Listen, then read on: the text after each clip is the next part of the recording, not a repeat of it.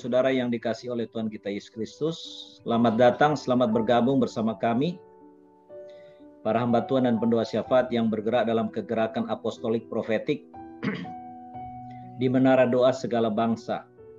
Kami menyambut dengan hangat buat Bapak Ibu Saudara yang bergabung baik lewat ruang Zoom ini maupun juga lewat channel YouTube Menara Doa Segala Bangsa. Kami senang Bapak Ibu Saudara bisa ada bersama kami untuk kita mempersembahkan korban. Itulah puji-pujian dan penyembahan kita yang terbaik kepada Tuhan. Mari kita tundukkan kepala Bapa. Terima kasih untuk malam yang luar biasa ini. Kami masih diberikan nafas kehidupan yang Kau berikan sangat luar biasa, Bapak. Pimpin kami dalam beberapa puluh menit ke depan ini, kiranya semua yang hadir pada malam hari ini di Zoom ini bisa memberikan hal-hal yang baik juga untuk bisa disebarkan kepada orang lain. Urapi hamba-Mu yang tidak ada apa-apanya ini. In Jesus' name we pray. Amen. Ya, terima kasih untuk pada kesempatan pada malam hari ini. Tadi saya mengikuti doa syafaat yang luar biasa ya, dan ini mulai kita bisa petik lebih banyak lagi ya di hari-hari ke depan ini. Amin. Luar biasa doa-doa dari Bapak-Bapak dan Ibu sekalian. Saya sungguh diberkati dengan doa-doa ini, dan kita bisa melihat kalau secara kasat mata ya, kasat mata itu benua-benua yang ada itu rasanya kita ingin berteriak. Ya. Eropa sudah kehilangan nyawa istilahnya. Ya.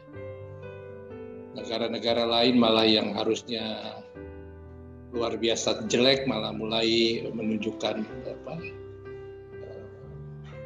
beralih kepada kasih Kristus. Ya. Amin. Tapi kita nggak perlu putus asa. Melalui segala peristiwa yang Tuhan izinkan itu terjadi, semuanya juga akan indah pada waktunya. Kebetulan adik saya juga tinggalnya di Belgia. Adik perempuan saya satu-satunya yang kecil tinggal di Belgia. Dia married dengan orang Belgia dan punya anak perempuan 2 yang cantik-cantik luar biasa. Sejujurnya hati kecil saya juga sedih. Jangan-jangan namanya saja mungkin Katolik atau Kristen atau apapun. Tapi ke gereja jangan-jangan juga cuma Christmas saja.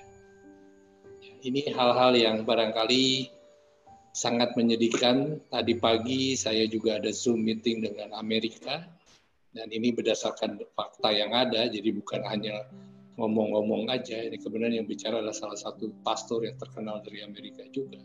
Di Amerika juga 70% katanya orang Kristen ya Kristen-Kristenan aja begitu. Ya. Dan ini yang kita juga sangat miris ya, hati kecil kita. Bukan berarti kita lebih benar ya, akan tetapi kita perlu doakan terus-menerus ya. Amen. Karena sekarang ini yang terjadi adalah terlalu mudahnya seolah-olah masuk surga itu gampang. Ya. Pergi ke gereja, kasih perpuluhan, bayar kasih kolekte, masuk surga. Seperti itu. Ya, jadi saya ketemu dengan beberapa kelompok yang seperti itu. Saya cuma bisa sedih aja. Ya, saya nggak punya kuasa apa-apa. Ya, ini sangat menyedihkan, dan belum lagi kita juga tahu ada ajaran-ajaran yang minta ampun.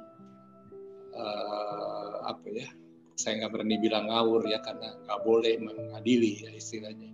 Tapi misalkan yang hyper grace atau namanya radical grace gitu kan, itu istilahnya kalau sudah selesai diselamatkan selesai ya, nggak ada dosa lagi gitu. Yang ini menurut saya sesuatu yang pertama nggak masuk di akal. Saya nggak masalah ada orang-orang yang punya keyakinan seperti itu, asalkan memang ditunjukkan dengan cara hidup sehari-harinya yang memang sesuai apa yang diharapkan. Tetapi hanya karena mengikuti dan terus menjadi tidak mau mengikuti ajaran yang tertulis dalam Alkitab, kok rasanya itu adalah satu pengkhianatan pengkhianatan atas matinya Yesus di kayu salib. Dan ini saya nggak berhenti untuk bicara kepada siapapun yang saya jumpa. Bukan karena saya lebih hebat, lebih pintar, tapi saya merasakan bagaimana saya bisa menjadi orang yang lebih baik setiap hari. Bukan karena sayanya, tetapi karena saya merasakan kasih Tuhan Yesus yang luar biasa. Kasih Tuhan Yesus yang tidak ada duanya, yang mati di kayu salib. Coba terbayang kalau nggak Tuhan Yesus mati di kayu salib. Kita jadi apa semuanya ini? Ya kan? Nggak jadi apa-apa. Nah, jadi di tengah COVID seperti ini, nanti saya akan share beberapa slide ini yang saya lebih banyak melihat dari segi perkembangan yang ada, ya, dan saya tidak mau terlalu banyak ayat-ayat karena itu sebenarnya bukan bidang saya. Ya, takut nanti malah saya salah petik, tapi nanti di akhir slide saya ada satu ayat yang luar biasa bagi saya, dan mudah-mudahan ini bisa memberkati. Bisa saya dijadikan host, Pak Pastor? Sudah ya? Sudah, Pak Denny. Oke. Saya buka dulu ya. Bisa lihat nggak? Belum masuk. Sebentar ya, sebentar.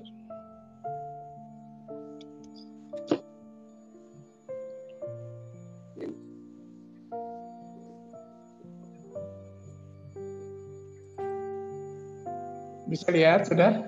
Sudah mulai masuk. Ya, sudah. Sudah ya, oke. Ya, ini saya pakai dalam bahasa Inggris, bukan karena untuk apa, tapi karena bahasa Inggris itu lebih kompak ya tulisannya. Jadi, tapi ini bahasa Inggris yang sangat sederhana, jadi saya rasa semuanya pasti bisa ya. Nah, ini sesuai tema malam hari ini adalah ketidakpastian adalah pasti. Amen. Saat ini kita kemanapun kita merasa kita pergi, kita bertanya kepada orang, rasanya ini jawaban satu-satunya yang kita dengar. Tentunya sebagai orang percaya kita punya jawaban yang lain yang bukan seperti ini. Tapi dari segi keseharian kita, ketidakpastian ini adalah pasti. Kemanapun kita pergi, sekarang aja misalkan kita mau keluar kota saja, pakai pesawat itu susahnya setengah mati. Kalau dulu kita mau keluar kota naik pesawat, setengah matinya kumpulin uangnya, ya kan? Kalau sekarang, kalaupun kita punya uang, kita udah malas perginya, mesti PCR, mesti kalau kena nanti di pesawat atau waktu mendarat kita terkena gejala, kita mesti dikarantina gitu. Ini juga menjadi satu yang tidak nyaman ya. Jadi ketidakpastian ini adalah yang pasti ya. Tetapi itu tadi di gambar itu di paling kiri atas itu God's timing is perfect. Waktunya Tuhan itu sempurna ya. Artinya boleh apapun yang terjadi di dunia ini, tetapi semuanya itu dalam kendalinya Tuhan. Amen. Saya merasa kita semua tidak perlu takut berlebihan, meskipun tentunya kita semua juga harus waspada ya, terutama untuk menjaga kesehatan kita, karena sekarang cuma satu-satunya harta yang luar biasa adalah kesehatan kita. Ya, malah mungkin bapak-bapak, ibu juga sudah baca Jack Ma aja, salah satu orang kaya di dunia, dia sendiri bilang sekarang ini kesehatan adalah segala-galanya. Ya, bayangin, sekelas dia bisa ucapkan seperti itu. Mungkin kalau dia sakit, dia bisa lakukan apapun yang dia mau, ya. Tetapi buktinya dia juga nyerah, ya, karena dia merasa kesehatan itu luar biasa. Artinya apa? Kalau dia mati tiba-tiba, dia juga akan sedih barangkali karena hartanya begitu banyak. Ya, jadi mungkin dia bicara seperti itu karena dia juga ingin hidup lebih lama lagi. Ya. Oke.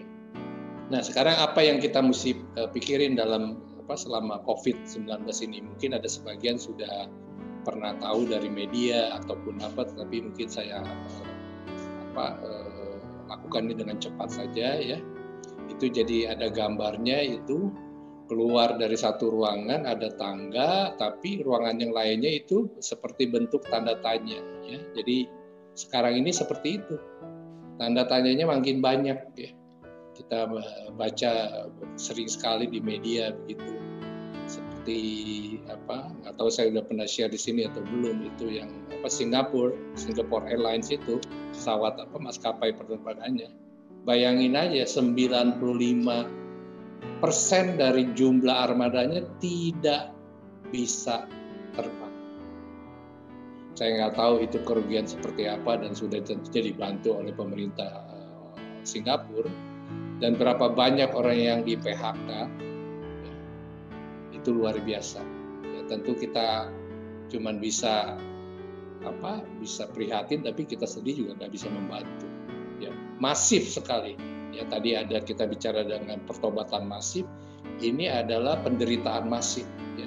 Yang dulu-dulu mereka nggak pernah terpikir, karena Singapore Airlines adalah salah satu maskapai terbaik di dunia selama beberapa puluh tahun terakhir. Artinya apa? Nggak ada perusahaan yang sakti sekarang. Nggak ada. Ya, semuanya tergantung dengan keadaan, dan memang juga kadang-kadang kita merasa bahwa ini sesuatu kejadian yang luar biasa. Bayangkan aja tahun ini kita sudah masuk di bulan 9, kalau resminya dari WHO itu kan Maret, berarti sudah 7 bulan ya, ketidakpastian ini. Ya, kita semua nggak tahu kapan akan selesai. Ya, satu-satunya harapan tentunya vaksin. Ada yang bilang akhir tahun, ada yang bilang awal tahun, dan seterusnya dan seterusnya. Ada yang bilang cuma untuk orang kaya saja dan sebagainya dan sebagainya. Jadi ini hal-hal yang penuh ketidakpastian, tapi kita harus terus berdoa, dan ini adalah satu bagian yang luar biasa penting, karena setahu saya dapat dari beberapa sumber, COVID ini akan terus ada, nggak jadi tiba-tiba nggak ada gitu ya. Jadi ini yang kita harus sadari. Tentu orang bertanya kenapa ada tulisan 2019 atau COVID-19, karena itu terjadinya di Desember 2019. Artinya apa? Bisa saja 3 tahun kemudian, 10 tahun kemudian akan terjadi lagi.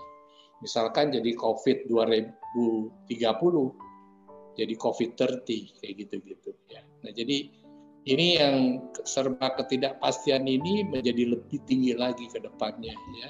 Dan tentunya kita semua tahu katanya itu virus buatan dan selain sebagainya, dan sebagainya, kita nggak perlu ikut campur, dan itu terlalu nggak jelas kalaupun kita mau bicara itu, karena kita nggak punya sumbernya. Ya, berikutnya, nah ini yang saya ingin share adalah hidup ini terlalu berharga. Maksudnya apa? Karena hidup kita itu ada yang punya. Yang punya adalah Bapa kita di surga. Di saat-saat seperti ini kita makin merasakan betapa pentingnya hidup ini. Kita lihat tiap hari yang terpapar COVID, jumlahnya makin lama makin banyak. Ada orang bertanya sama saya, ngobrol begitu, kok bisa berkembang terus ya angkanya? Saya bilang pasti berkembang terus. Makin banyak yang dites, tentunya hasilnya makin banyak. Dulu sedikit karena yang dites juga sedikit. Beda dengan negara-negara yang maju, yang seperti di Amerika dari awal dia sudah lakukan dengan masif ya tesnya.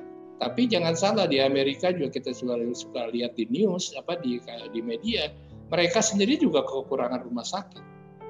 Ya, jadi kadang-kadang kita nggak perlu terlalu ngomel, terlalu berlebihan kepada pemerintah, karena bayangin negara adidaya seperti Amerika saja, jumlah rumah sakit itu tidak cukup.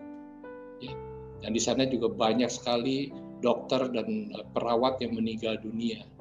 Ya, kalau Bapak Ibu mengikuti televisi CNN atau BBC itu bisa sering sekali diberitakan seperti itu. Jadi pengorbanan saudara-saudara kita, dokter dan perawat itu luar biasa. Saya tidak punya kata-kata untuk mengucapkan rasa sedih saya.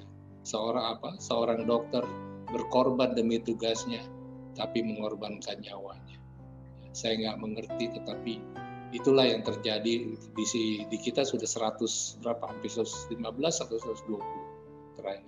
Bayangin aja, seorang dokter yang karena tugasnya harus kehilangan nyawanya. Terakhir saya ingat ada satu profesor di Surabaya itu beliau itu anggota Lions Club kalau nggak salah satu petingginya Lions Club, dan dia profesor dan dia merawat pasien-pasien COVID. Saya masih sempat mengikuti acaranya 2 bulan lalu, dan terakhir minggu lalu atau 10 hari yang lalu beliau ini meninggal, dan juga istrinya. Bayangin, seorang profesor, seorang yang tentunya mengerti mengenai penyakit, dan dia juga merawat penyakit orang-orang yang sakit ini, tetapi dia sendiri harus kehilangan nyawanya. Kadang-kadang kita nggak mengerti, ya, kita ini terlalu dangkal, ya, pikiran kita terlalu pendek, terlalu dangkal. Kita nggak bisa mengerti hal-hal seperti ini. Ya. Nah itu digambarnya itu si botak, saya lupa namanya, itu bintang film. Successful people do what they need to do. Maksudnya orang yang berhasil, dia mengerjakan apa yang dia harus dikerjakan, meskipun dia nggak suka. Gitu. Nah, jadi kita juga seperti ini, ya. Kita juga misalkan ada hal-hal yang kita nggak suka dalam keseharian kita, ya. Bapak-bapak, ibu-ibu di Menara Doa Segala Bangsa ini saya sampaikan rasa hormat saya dengan doa-doa syafaat yang luar biasa, dan itu upah Anda semua sangat besar di surga. Ya. Amen. Biarlah Tuhan yang menilai itu semuanya, bukan manusia. Manusia menilai nggak penting. Tapi Bapak kita mencatat semua doa-doa Bapak Ibu sekalian. Nah, saya mungkin udah pernah cerita ya, kita ini hidup ibarat naik pesawat. Ada take off dan harus landing. Nggak pernah ada pesawat terbang, nggak pernah mendarat. Ya. Kecuali mungkin di atas ditembak sama rudal atau apa. Jadi dia nggak bisa mendarat. Tapi tetap jatuh juga pesawat itu. Iya kan? Nah, hidup kita juga sama. Kita lahir, kita menjadi remaja, dewasa, tua, dan harus kembali. Ya. Nah, apa yang kita lakukan adalah tentunya dulu-dulu barangkali termasuk saya yang nggak mengerti. Gitu ya. Waktu terlalu banyak terbuang untuk hal-hal yang sangat tidak penting, sangat hal duniawi, terlalu duniawi. Ya karena nggak mengerti. Gitu. Tapi dengan berjalannya waktu, ya, kita makin mengerti.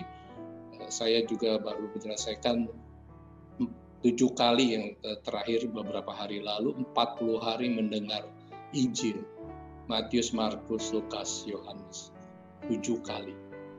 Ya, sudah 7 kali. Nah, di situ saya sangat diberkati karena saya menjadikan kehidupan spiritual saya menjadi jauh lebih baik. Karena apa? Bukan hanya mendengar saja, tapi saya juga harus menulis apa yang saya dapat dari remanya, dari mendengar itu. Jadi saya sarankan Bapak Ibu sekalian, ya tentu di samping doa-doa syafaat dan lainnya, yang disebut Bible engagement ini juga sangat penting. Bukan hanya mendengarnya, tetapi juga menulisnya. Ya, menulisnya itu nggak semudah itu, karena iblis nggak suka itu kita mendapatkan rema sebenarnya. Ya, dan ada selalu diganggunya begini, Allah lo sok suci ya, gitu. Ngapain sih nulis-nulis kayak begitu? Gitu. Nggak ada gunanya lah, kayak gitu-gitu ya, seperti itu. Tapi memang suara-suara itu kita harus lawan. Dan saya bersyukur meskipun tidak sempurna, semua yang ditulis itu adalah urusan pribadi saya sama Tuhan. Jadi kalau satu WhatsApp group ada 10 orang, kita tidak boleh saling komen, saling komentar, saling apalagi menghakimi, apalagi khotbah, itu tidak bisa. Ini urusan kita sendiri. Ayat-ayat mana yang sangat berpengaruh dalam kehidupan kita. Sehari cuma 2 pasal, jadi ada yang 9 menit satu hari, ada yang 20 menit sekian, tapi 20 menit itu kurang lebih cuma barangkali seingat saya nggak sampai 10 dari 40 hari. Nah, jadi saya selalu bilang sama teman-teman, kalau mau masuk surga, terus mau invest 20 menit aja nggak mau, ya terus kira-kira fair nggak sama Tuhan? Saya bilang. Kan kita kan gitu maunya. Kalau bisa nggak ngapa-ngapain masuk surga. Ya. Ada beberapa aliran malah seperti itu ya, guaranteed namanya. Padahal ada ayatnya juga itu nggak guaranteed, karena di Ibrani 9:27 kalau nggak salah, atau 7:29 saya lupa, 9:27 mungkin. Itu kita lahir dan kita akan diadili. Jadi kalau ada orang bilang kita ada jaminan masuk ke sana langsung, rasanya kok enggak, karena ada kata diadili. Nah sebenarnya kita sendiri juga tahu bahwa kita akan kemana. Nggak usah tanya sama Tuhan, sebenarnya kita juga udah tahu. Meskipun tentu keputusan terakhir ada di tangan Tuhan. Karena apa? Karena pada perjalanan hidup kita itu, saya katakan ini mungkin sudah pernah saya share, kita berjalan di terowongan kaca, terowongan cermin, yang merekam seluruh kehidupan kita. Mulai dari bangun tidur, sampai kita tidur, dan bahkan waktu kita tidur. Nah, jadi pada saatnya nanti jalannya sudah hijau, mesti kuning, kuning mesti merah. Dan pada saat kuning, ya artinya waktu untuk bertobat, dan waktunya hijau, waktu hijau barangkali kita masih bisa santai-santai aja, sudah kuning harus bertobat, merah itu sudah mulai keluar. Semua hal-hal yang kita tidak lakukan dengan baik. Jadi ujungnya, karena saya orang keuangan, saya bilang ini ibarat neraca. Neraca bagian kanan ada ekuitas, ada liabilitas. Ya, ada modal sendiri, ada pinjaman. Pinjaman itu dosa, ya kan? Nah, modal sendirinya itu yang kita lakukan semaksimal mungkin setiap hari. Nah, harusnya ekuitasnya nambah terus. Ya. Jadi waktu kita dipanggil Tuhan, kita punya dosa yang paling kecil, ya. Tetapi itulah yang terjadi. Sebenarnya kita bisa tahu ujungnya kita tuh masuk kemana sih. Ya, nggak perlu barangkali nanya ke orang dan sebagainya. Meskipun tentu ada aliran yang tidak percaya adanya neraka, biarin aja. Kalau saya percaya sekali neraka itu ada. Ya, karena kalau enggak, kenapa ada kata neraka?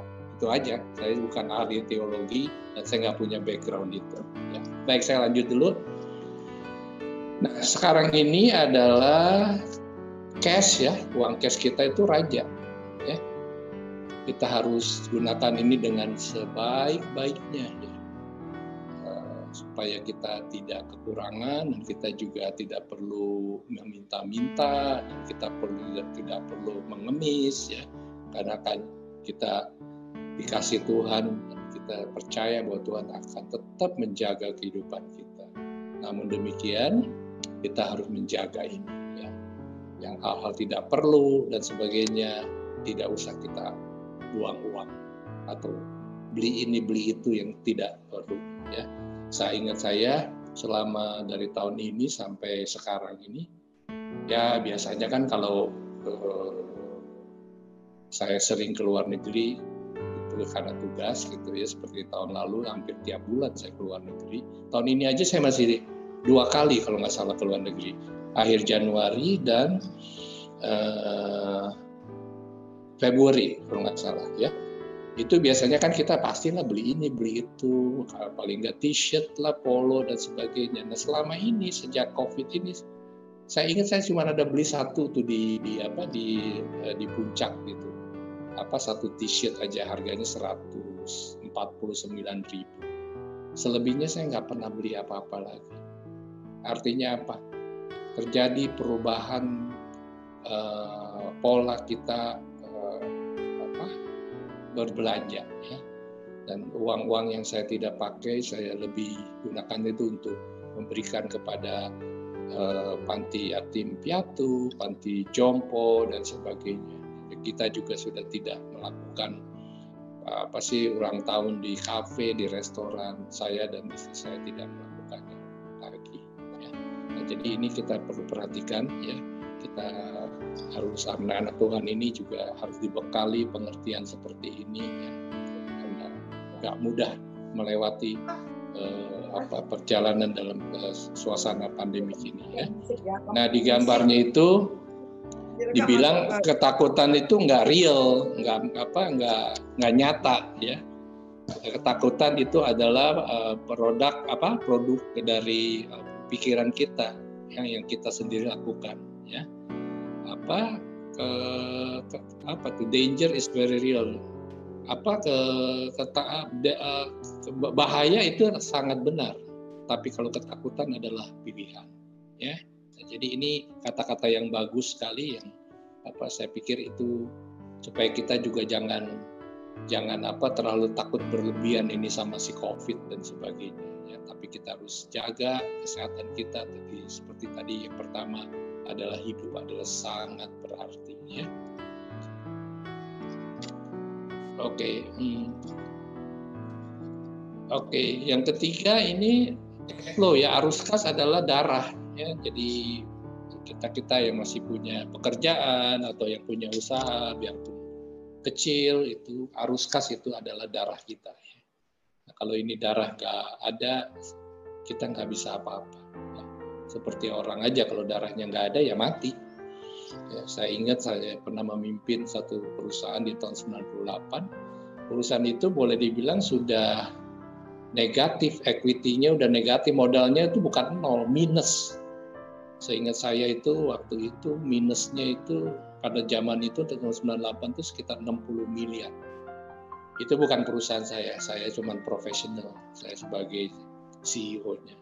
Tetapi karena cash flow-nya begitu bagus, jadi pembayaran hutang ke bank itu bisa dilakukan dengan tepat waktu. Tidak ada potongan hutang, tidak ada potongan sempat PHK beberapa orang, tetapi juga saya berikan yang terbaik, ya kan, sesuai aturan yang di atas aturan pemerintah. Ya, jadi ternyata memang arus kas itu penting, dan saya bisa buktikan itu yang namanya disebut perusahaan zombie, perusahaannya mati tapi hidup. Ya, karena apa? Karena bisa bayar hutang. Oke. Nah, tadi sebenarnya awal kita sudah bilang itu masa depan ini untuk sebagian dari kita itu sangat tidak jelas, ya, karena situasi seperti ini memang begitulah keadaannya gitu, ya. Jadi saya belum pernah dengar satu orang pun yang entah dia kaya atau dia tidak kaya bilang nggak apa-apa, besok udah aman kok, seperti itu. Saya nggak pernah dengar. Kalaupun dia ngomong, saya juga belum tentu percaya soalnya. Apakah dia ngomong benar atau dia ngomong cuma asal ngomong aja, ya. Nah, di gambar itu disebutkan waktu adalah sangat berharga. Jangan buang dengan percuma, ya. Waktu itu berharga. Dan yang udah pasti waktu tidak pernah bisa kembali. Seperti jari tangannya jam, ya, jam dinding itu kan ada jari tangan itu yang jalan terus, dia nggak pernah bisa stop, ya, kecuali baterainya mati, ya. Nah, jadi ketidakpastian banyak dari kebanyakan orang bahwa masa depan tidak pasti, tapi kita anak-anak Tuhan, kita tidak perlu terlalu berlebihan memikirkan masalah ini, karena Tuhan pasti menjagai kehidupan kita. Nah, ini yang kelima, ini yang paling penting adalah kita nggak boleh menyerah, ya, nggak boleh, sama sekali nggak boleh. Kenapa? Karena kita punya Tuhan yang menguasai hidup kita, kecuali kita nggak punya Bapa kita yang di surga, ya. Dan banyak hari-hari ini tentunya orang-orang yang menyerah, ya, minta maaf sampai bunuh diri dan sebagainya. Karena apa? Mereka sudah nggak tahu harus ngapain. Dan ini sangat menyedihkan. Yang udah pasti perbuatan bunuh diri adalah perbuatan yang sangat tidak berkenan di mata Tuhan, ya. Nah, di gambar itu ada satu pesan juga. Kalau kita sebelum melakukan sesuatu, kita harus bisa tahu juga akhirnya seperti apa. Jangan seperti di gambar itu. Dia kerja, cat, ya, lantainya. Tapi akhirnya dia sendiri jadi terkunci. Karena dia di ujung, ada di situ, dia nggak bisa keluar. Dia sudah chat, dia lupa bahwa dia ada di ujung. Ya, jadi pekerjaannya bagus, tapi dia lupa bahwa setelah dia lakukan itu, bahwa dia nggak bisa keluar. Nah, demikian juga hidup kita. Ya, kita harus lakukan apapun, kita harus pelajari dengan baik, ya, dan kita harus tahu endingnya di mana. Bukan berarti kita nggak mengandalkan Tuhan, tapi kita harus melakukan bagian kita. Nah, ini yang paling penting, percaya penuh atas perlindungannya, ya. Ini mungkin yang pesan yang terakhir yang luar biasa, karena kalau kita sudah nggak percaya sama perlindungan Tuhan, sia-sialah kita mengasihi Tuhan. Untuk apa? Ya, buang-buang waktu aja, ya kan? Nah, ini yang perlu kita terus-menerus kita asah terus, kalau kita hidup kita itu ada yang punya, ya. Dan mungkin pernah saya share juga, ada satu pendeta besar di Amerika bilang, contohnya kalau kita orang Kristen khawatir, itu kita namanya Kristen ateis, Kristen yang tidak bertuhan. Ini ngarang pendeta, bukan saya yang ngomong. Ya, jadi luar biasa. Ada beberapa lagi lebih percaya uang daripada yang lain-lain, nggak percaya atas doa, itu juga kita sudah ateis. Ya. Jadi saya bersyukur tadi menikmati doa-doa syafaat Bapak Ibu sekalian yang luar biasa. Ya. Jadi lanjutkan terus, karena itu untuk kembali untuk Tuhan. Nah, itu yang digambar itu, sukses tidak datang dari apa yang kita lakukan sekali-kali. Sukses datang yang kita lakukan secara konsisten. Ya, jadi Bapak Ibu sudah melakukan doa yang luar biasa, itu konsistensi itu penting. Dan saya terlalu yakin hal itu akan sangat menyenangkan hati Bapa kita di surga. Jadi kita harus melanjutkan terus, Bapak Ibu sekalian harus melanjutkan terus. Ya. Oke, ini apa sih untuk new normal ini, apa aja sih yang kita bisa lakukan? Ya, hal-hal sederhana. Ya. Yang pertama, hemat. Thrifty itu hemat artinya. Ya. Jadi kalau saat-saat seperti ini tadi saya udah bilang, ya nggak perlu, kita nggak usah beli apapun. Ya. Yang perlu ya kita harus beli tentunya, ya. Yang baju masih ada nggak usah beli. Ya. Kadang-kadang saya sendiri suka lihat itu baju saya di lemari begitu banyak, kapan saya pakainya, ya. Gitu. Tapi ya sudah, nggak apa-apa. Yang penting sekarang kalau mau pakai baju sudah ada, jadi nggak perlu beli. Ya. Nah, itu yang digambar ini Tuhan mengatakan hal. Tuhan bilang Tuhan akan membuka jalan untuk kita. Ya, yang pertama. Yang kedua, Tuhan bilang Tuhan yang akan perang untuk kita. Yang ketiga, doa adalah obat yang manjur, yang paling luar biasa. Nah, yang keempat, yang paling penting, percaya waktunya Tuhan. Amin, amin. Bukannya waktunya kita maunya segalanya apa aja yang kita pikirin maunya besok terjadi. Tapi Tuhan bilang nggak begitu. Ada ayatnya banyak sekali, ya. My time is not your time. Waktuku bukan waktu Anda. Ya, jadi ini penting. Lalu prioritas, ya tadi saya bilang, kalau yang nggak terlalu penting nggak usah. Ya. Tapi kalau yang nggak bisa dihindari sama sekali, kita harus lakukan juga prioritas. Ya. Hal-hal yang baik yang kita bisa lakukan, kita lakukan. Justru dengan COVID ini, ya, menurut saya terjadi perubahan cara, ya, kita menyembah Tuhan itu sangat berbeda sekarang, ya, karena kita sudah tidak fisik lagi ke gereja. Ya, kita menyembah Tuhan itu dengan cara yang berbeda, ya. Dan saya yakin nanti besok-besok kalaupun udah agak normal, karena protokol kesehatan yang jaga jarak dan sebagainya, belum tentu saya juga mau ke gereja lagi. Karena saya takut, saya bertanya, gerejanya kalau dia ruangan AC, dia di desinfektan nggak? Kalau disinfektan, cukup nggak yang dilakukannya? Jadi makin nggak jelas gitu. Kita nggak mau karena misalkan ada tadinya 1.000 orang, oke, jadi 250 orang, tapi 250 orang ada 2-3 orang yang kena, terus kita jadi kena. Jadi akhirnya memang orang merasa ya sudah, kita ke gerejanya online saja. Ya, memang tentunya beda dengan datang, ya, tapi lama-lama kita juga terbiasa juga sih. Ya. Yang sulit sebenarnya kalau Zoom ini, karena saya bekerja di korporasi, adalah kalau melihat angka-angka, karena terlalu kecil di monitor itu, laptop atau di komputer. Ya. Tapi kalau untuk ke gereja, rasanya kan kita nggak lihat angka-angka, jadi nggak terlalu masalah. Ya. Next ya, nah kita juga harus kreatif.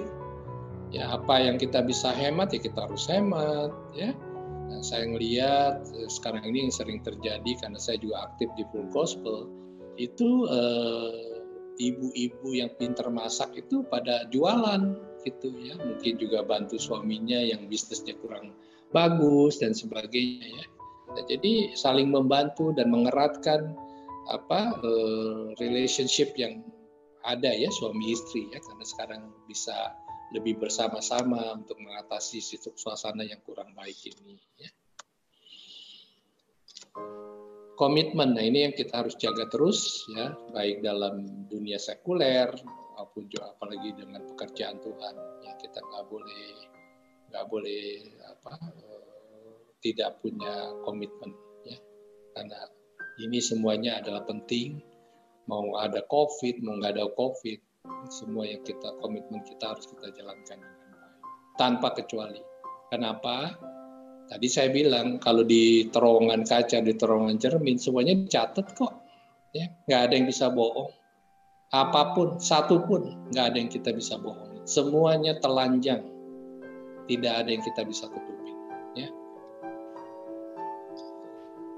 Oke, nah ini tulisan saya aja, tapi jangan terlalu dianggap ini luar biasa. Saya bukan ahli ekonomi, tapi ini dari apa saya baca, saya mengerti dan sebagainya.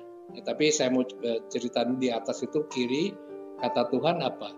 Jangan stres. Aku akan menolong Anda melewatinya. Kurang lebih begitu bahasa Indonesia. Kalau bahasa Inggrisnya saya ngerti lebih gampang, tapi kalau saya terjemahin agak susah ya. Tapi kurang lebih begitu. Nah, 2017, 2018 itu sampai 2019 yang terakhir mulai panik. Ya. 2017 aman, 2018 masih aman yang warna hijau ya. Tapi mulai 2019 akhir mulai panik karena si Wuhan terjadi, itu kan si COVID terjadi di Wuhan. Nah, yang biru di atas 2020 yang kita sedang jalani sampai bulan September hari ini. Ya, panik semuanya. Ya, nggak ada yang nggak panik. Yang perusahaan besar panik, perusahaan sudah ratusan di Amerika, ratusan tahun udah di Amerika bisa bangkrut. Maskapai penerbangan pada umumnya sudah bangkrut. Ya. Jadi orang yang biasanya perusahaan-perusahaan besar bisa bayar hutang tidak bisa bayar hutang, barang-barang mewah yang di mal-mal sudah pada tutup seperti itu. Jadi ini kepanikan yang luar biasa. Nah 2021 diperkirakan setengah panik ya, setengah panik. Ya, mudah-mudahan malah sudah tidak ada apa setengah panik. Ya. Tapi ini perkiraan saya pribadi saja. Jadi kalau ditanya apa base-nya apa saya nggak bisa jawab, ini semua dari saya punya perkiraan pribadi saja ya. Nah tahun 2022 baru ada harapan baru. Saya pikir nggak ada bedanya, nggak terlalu berbeda dengan ini. Saya udah siapkan sebenarnya 2-3 bulan lalu, jadi bukan baru ya, 2-3 bulan yang lalu. Tapi terakhir ada Menteri Erick Thohir juga bilang Pak harapan tahun yang membaik itu di 2022. Jadi saya sama beliau nggak jauh-jauh amat lah memperkirakannya, padahal kita nggak saling kenal. Ya. Nah 2023 diharapkan sudah stabil, bisa bertumbuh dengan lebih baik. Mungkin ini ayatnya yang saya bilang tadi ya. Penangkal COVID ini kekhawatirannya itu bahwa ini ayat ini sangat memberkati ya, Yesaya 41 ayat 10 dan saya akan bacakan untuk Bapak Ibu Saudara ya.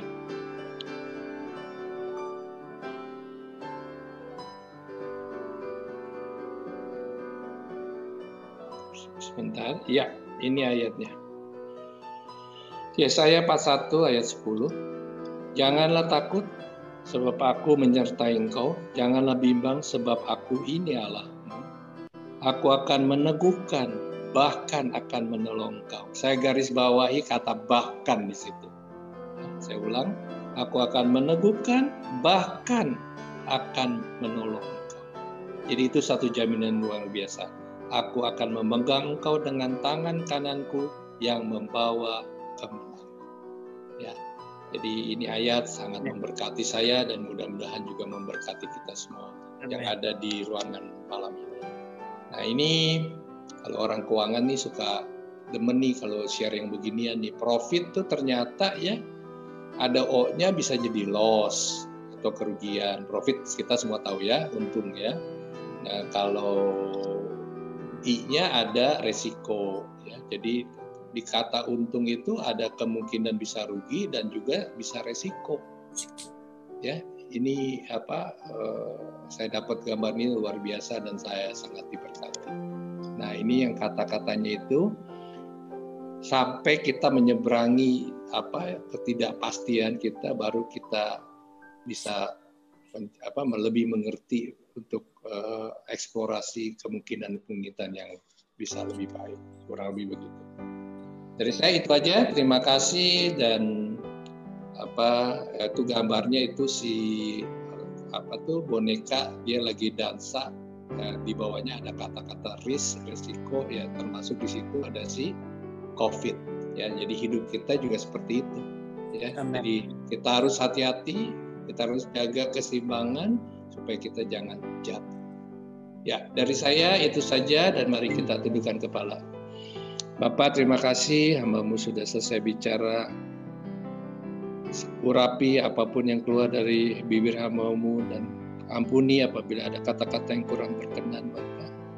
Terima kasih untuk kesempatan pada malam hari ini. Hamba-Mu sudah mendengar doa-doa sahabat yang luar biasa dari kekasih-kekasih kami di dalam ruangan ini. Kami sungguh bersyukur mempunyai teman-teman yang luar biasa yang sungguh mengasihi Engkau. Terima kasih Bapak. Engkau adalah segalanya bagi kami. Tanpa Engkau hidup kami menjadi sia-sia. Terima kasih Bapak. Terima kasih untuk semuanya, untuk semua malam hari ini. Dalam nama Tuhan Yesus kami sudah berdoa dan bersyukur. Amin.